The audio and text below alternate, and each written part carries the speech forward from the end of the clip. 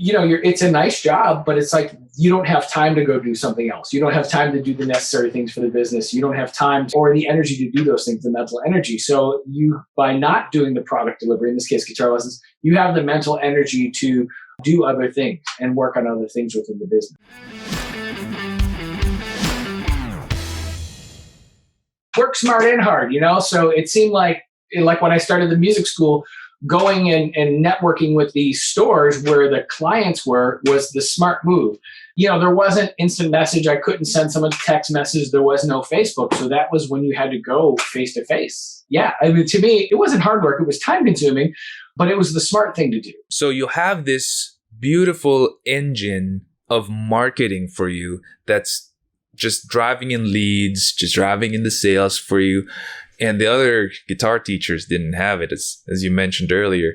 When was the time that you finally realized that I have so much going on and I can't just throw these leads out the window? I got to hire people. I think that was the point where I had done my own space and I was still sort of doing the networking, but I was advertising in the yellow pages, if you know what the phone book is. There used to be, I know the younger people when I remember, there used to be a book before Google that everybody used. And once I started, and I was the only guitar teacher who bought like a yellow pages ad. So you'd go in the yellow pages, there'd be like, little listings of every person.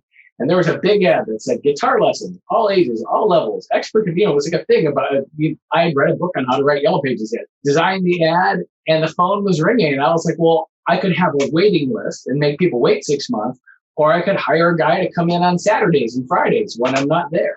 Yeah, and so it was just that. And so then after that was full, I said, okay, I'm going to get 2 offices. Hey, the office next to me is opening up. Okay, well, I'm going to hire another guy. And at that point, I had 2 more guys actually. So it went from me to 4 people, like almost like, okay, now there's an office of 5. And so then you need to hire a secretary, basically, someone to handle the scheduling and someone to help you keep track of the billing. And so then it just sort of kept going like that. And this was then what I just compressed was like 1998, 1999, 2000, 2001, like another 4-year period where it's like it just kept growing. Got it. And when you were hiring your first people, what were some of the challenges that came up? Because I know when I was a first-time leader, we were both business owners, but we were solo flights back then. But being a first-time leader, what was the first difficulties that cropped up for you? Yeah, I knew right away I had absolutely no idea what I was doing. Like I knew a lot about marketing. I knew a lot about the front end of the business, like teaching guitar, and I was very good with talking to people and I liked the clients. I understood marketing. I was never a manager. I had no management experience. I mean, even as a kid, the jobs I had, I delivered papers. There was nothing to manage. I delivered, and in the restaurant jobs I had, I worked in a kitchen. I was making pizzas. I was being managed.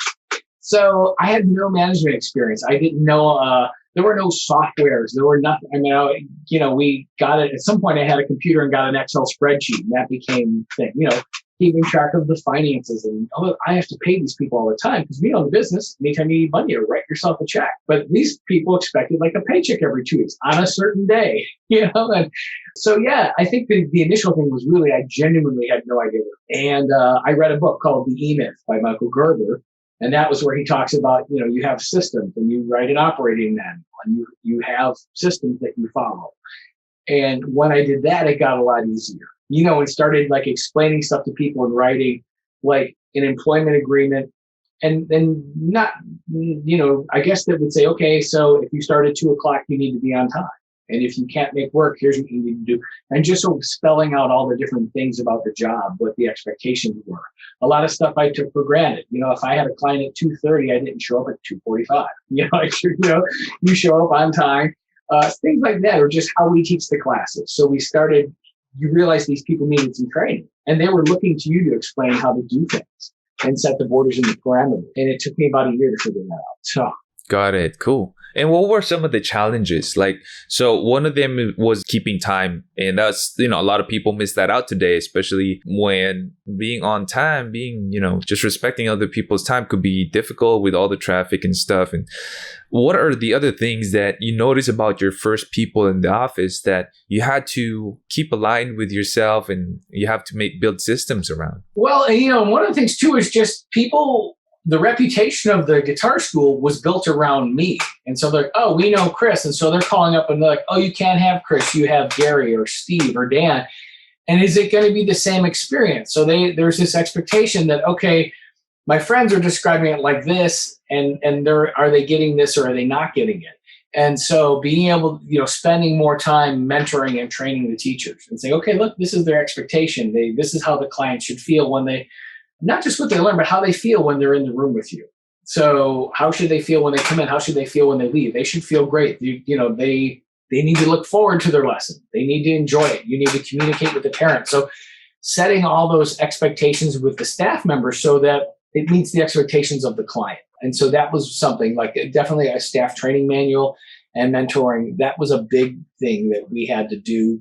Because even, when I think about it, if you work at McDonald's, I mean, there's training. They train you how to do everything, right? They don't just say, okay, go make hamburgers. We'll wait over here. They show you the process. And so I wasn't doing that. I wasn't actually training the employee. Even think about if you worked for an IT company and you're going to do software, they're going to train you on the software. They're going to explain, here's how the software works, right? If you're doing Zoom meetings, they're going to explain to you, here's the training session. Here's how to do Zoom. So I had to really start spelling things out for the staff, for all the things, even things like, here's how to answer the telephone, For sure. Writing things down, having manuals where we can keep on making sure calls are returned, things like that. So we created systems really for everything, and a lot of that is automated now. There's a lot of sort of web-based softwares that you can use now. Think about like a Google Drive or Dropbox. I mean, none of that stuff existed. Yeah. Dropbox was crazy. I was like, oh my God, we can put a file here and I can be on vacation in Paris and they're in Chicago and we can all see the same file. I mean, it was like, yeah. So before you would handwrite things and distribute it to them. Yeah, wow. You would and it would be sitting on a desk and it would be like, or you'd find a Post-it note in the drawer, or we would have like a 3-ring binder, and in the binder you would have, like a binder, right? Like something like this.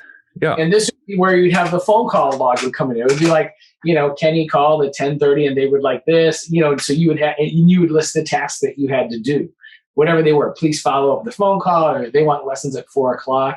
It was all sort of handwritten down. And now there's all sorts of things, Slack, right? Google Drive, where you can do stuff, instant messaging people, but none of that existed.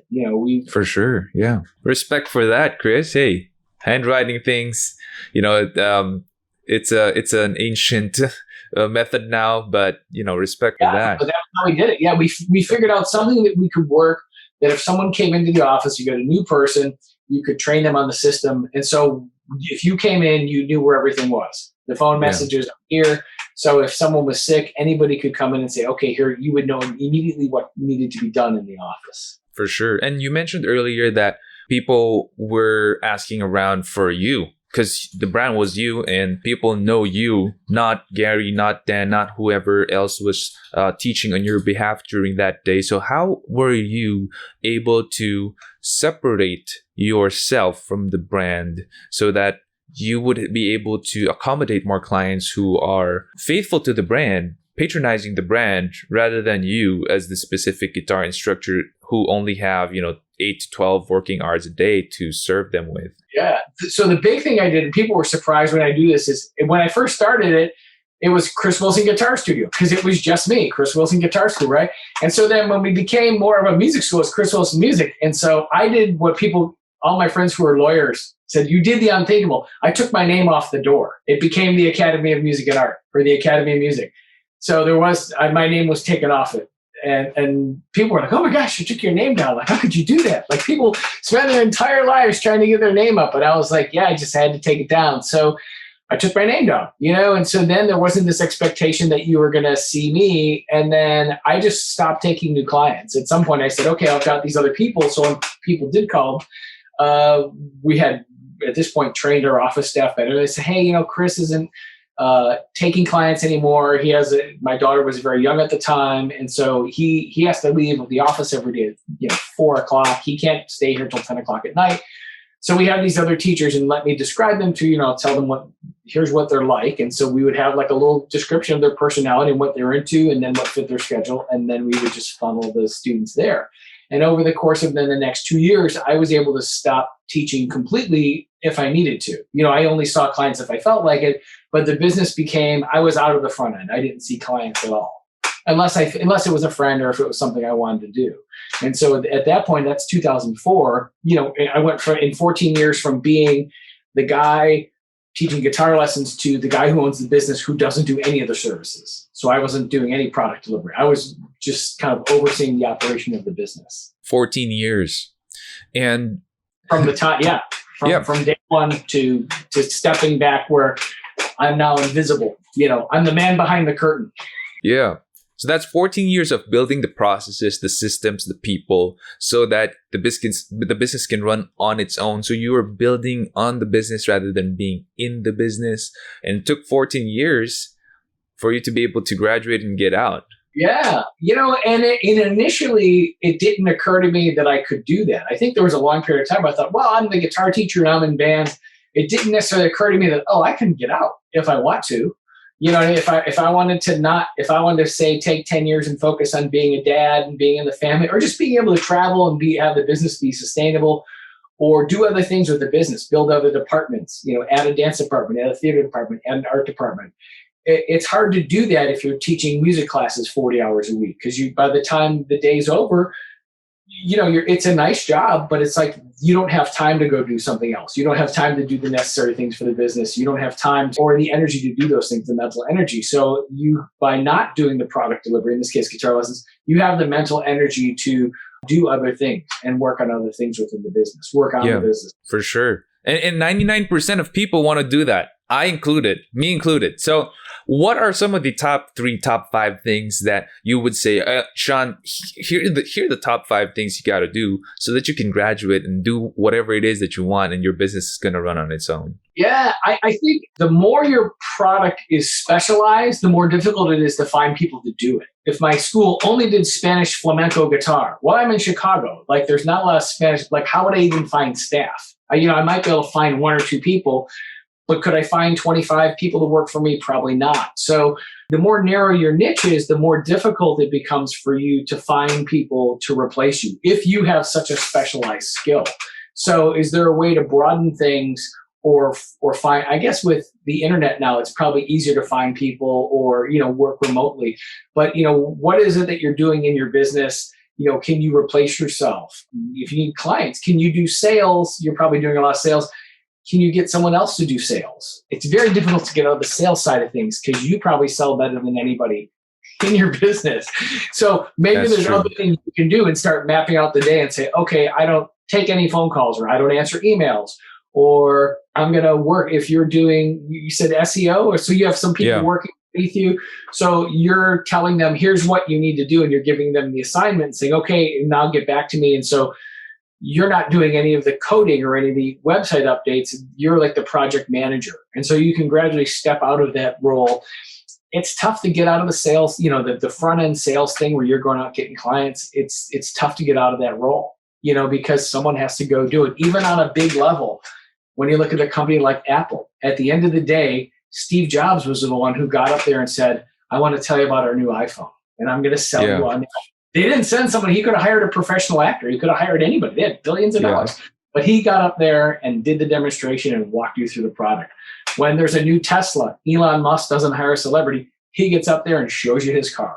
Yeah. This is my car. Here's everything it does. So I think that big picture of being the salesperson, it's tough to get out of that. Yeah, for sure. How were you able to do it, Chris? I mean, that's genius. Yeah. I think I'm sort of, as I kind of stepped away and took my name off the door and became more selling the brand Academy of Music and Art, I think that helped. And then spending lots of time training people. And I think with websites and things like that, it can be a little easier because you can kind of explain things more and you can have automated email responses. But at some point, you need to pick up the phone and talk to somebody or see somebody face to face to really kind of make the deal happen. And if you can have people in your office that you can train to do that, sometimes that works really good. And how often did you check back in with them? Because first few times, I'm sure they're not going to be as good as you, right? Of course, they're not. How would you check back into them and say, hey, this is where you can improve. Hey, I think you could have closed this deal, but now turn back to warm or cold?